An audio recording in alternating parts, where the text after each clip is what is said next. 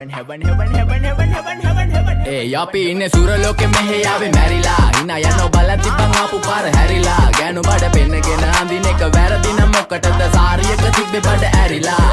ඩෝංගල පතු වෙන්න ඕන් දැම්ම මාළුවන්ට පාන් දැම්ම වගේ ඇවිත් තාල යන්න එන්නේ පහල යන්න ඇවිත් කට වාල යන්න අපි ගැව්වේ මොරා නිසා පදිරි වෙන්නේ නෑනේ ඔය සාලයන්ට.